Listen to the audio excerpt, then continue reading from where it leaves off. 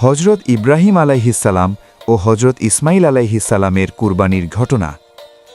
মানব ইতিহাসে ত্যাগ, ঈমান এবং আল্লাহর প্রতি সম্পূর্ণ আনুগত্যের যে কয়েকটি ঘটনা যুগ যুগ ধরে মানুষের হৃদয়ে আলো জ্বালিয়ে রেখেছে, তার মধ্যে অন্যতম হল ইব্রাহিম আলাইহিসসালাম ও তার প্রিয় পুত্র ইসমাইল আলাইহিসসালামের কুরবানির ঘটনা।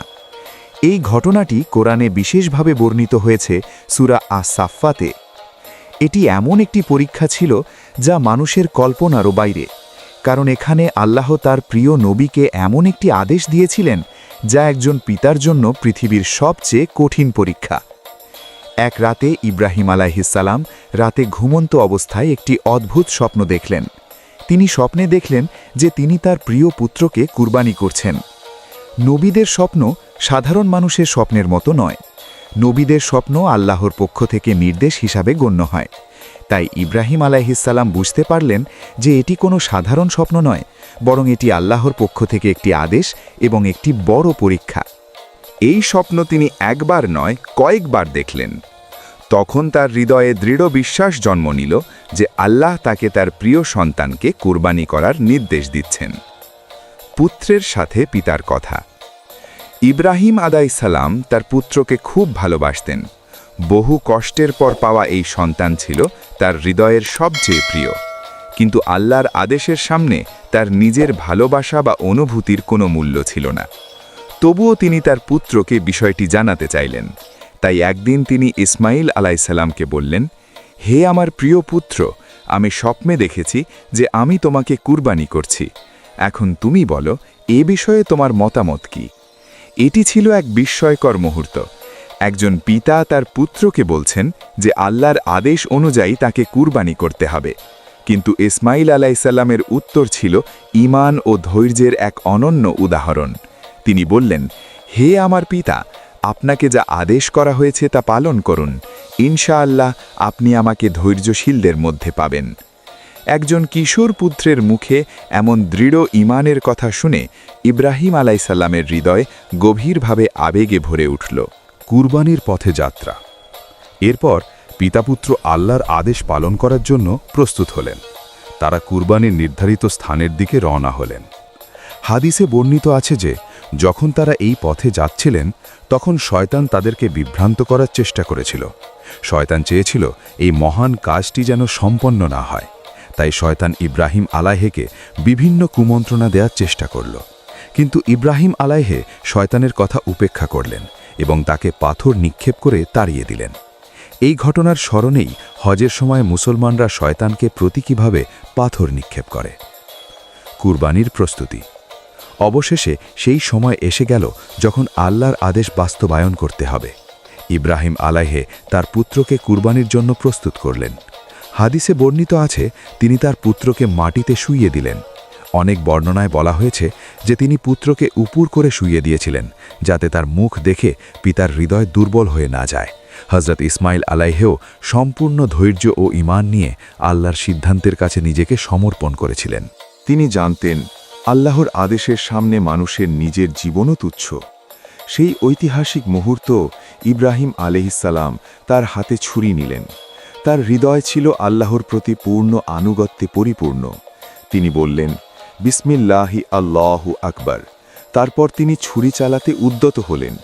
এটি ছিল ইতিহাসের সবচেয়ে আবেগময় মুহূর্তগুলোর একটি। একজন পিতা আল্লাহর আদেশ পালন করার জন্য নিজের সবচেয়ে প্রিয় সন্তানকে কুরবানি করতে প্রস্তুত। যখন ইব্রাহিম আলাইহিসসালাম তার পুত্র ইসমাইল আলাইহিসসালামকে কুরবানি দেওয়ার প্রস্তুতি গ্রহণ করলেন এবং বিসমিল্লাহির রহমানির রহিম পড়লেন, ঠিক সেই মুহূর্তে আকাশ থেকে আল্লাহর ঘোষণা এলো, হে ইব্রাহিম, তুমি স্বপ্নকে বাস্তবে পরিণত করেছ।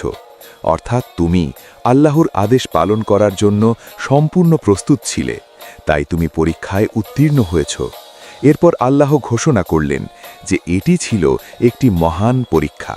এরপর আল্লাহ একজন ফেরেশতা পাঠালেন, জিবরাইল আলাইহিসসালাম। তিনি জান্নাত থেকে একটি বড় দুম্বা নিয়ে এলেন। ইসমাইল আলাইহিসসালামের পরিবর্তে সেই দুম্বাকে কুরবানি করা হলো। আবার অন্য এক হাদিসে পাওয়া যায়, যখন ইব্রাহিম আলাইহিসসালাম তার পুত্র ইসমাইল আলাইহিসসালামকে কুরবানির দেওয়ার জন্য মাঠে নিয়ে গেলেন এবং তিনি অর্থাৎ ইব্রাহিম তার পুত্র ইসমাইল আলাইহিসসালামকে কুরবানি দেওয়ার আগে নিজের চোখের ওপর একটি কাপড়ের টুকরো দিয়ে বেঁধে নিলেন, যাতে তার প্রিয় পুত্র ইসমাইল আলাইহিসসালামকে দেখে কুরবানি দিতে কষ্ট না হয়। এরপর ইব্রাহিম আলাইহিসসালাম কুরবানি দেওয়ার জন্য রেডি হলেন। তিনি বিসমিল্লাহির রহমানির রহিম বলে ইসমাইল আলাইহিসসালামের গলায় ছুরি বসালেন এবং কয়েকবার ছুরি চালালেন। ইব্রাহিম আলাইহিসসালামের গলায় কিন্তু আল্লাহর নির্দেশে ইব্রাহিম আলাইহিসসালামের গার বা গলা লোহার চেয়েও শক্ত হয়ে গিয়েছিল, তাই তার গার কাটতে ছিল না। অনেকবার ছুরি চালানোর পরও এরপর আল্লাহর নির্দেশে একজন ফেরেশতা আকাশ থেকে একটি দুম্বা নিয়ে এসে ইসমাইল আলাইহিসসালামকে সরিয়ে তার জায়গায় শুইয়ে দিলেন এবং ইব্রাহিম আলাইহিসসালাম ছুরি চালানোর সাথে সাথেই দুম্বা কুরবানি হয়ে যায়। তারপর ইব্রাহিম আলাইহিসসালাম যখন চোখের বাঁধন খোলেন, তখন দেখেন ইসমাইল আলাইহিসসালাম তার পাশেই দাঁড়িয়ে আছে। সুবহানাল্লাহ। আর এইভাবে আল্লাহ তার প্রিয় নবী ও তার পুত্রের ত্যাগ এবং ঈমানকে কবুল করলেন। এই ঘটনার স্মৃতি হিসেবে এই মহান ঘটনার স্মৃতি আজও মুসলমানদের জীবনে অমলিন। প্রতি বছর ঈদ উল আজহাতে মুসলমানরা পশু কুরবানি করে এই ত্যাগের শিক্ষা স্মরণ করে। কিন্তু এই ঘটনার আসল শিক্ষা শুধু পশু জবাই করা নয়, আসল শিক্ষা হল আল্লাহর সন্তুষ্টির জন্য নিজের সবচেয়ে প্রিয় জিনিসকেও ত্যাগ করার মানসিকতা রাখা। ইব্রাহিম আলাইহিসসালাম ও ইসমাইল আলাইহিসসালামের এই ঘটনা পৃথিবীর ইতিহাসে ত্যাগ ও ঈমানের এক উজ্জ্বল দৃষ্টান্ত। এটি আমাদের শেখায়, যে ব্যক্তি আল্লাহর উপর পূর্ণ ভরসা রাখে এবং তার আদেশের সামনে নিজেকে সম্পূর্ণভাবে সমর্পণ করে, আল্লাহ তাকে কখনো নিরাশ করেন না।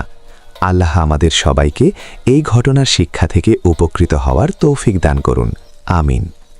ভিডিওটি ভালো লাগলে লাইক, কমেন্ট এবং শেয়ার করতে ভুলবে না এবং এরকম আরও ইসলামিক ভিডিও পেতে আমাদের এই চ্যানেলটিকে সাবস্ক্রাইব করে পাশে থাকার অনুরোধ রইল। ধন্যবাদ।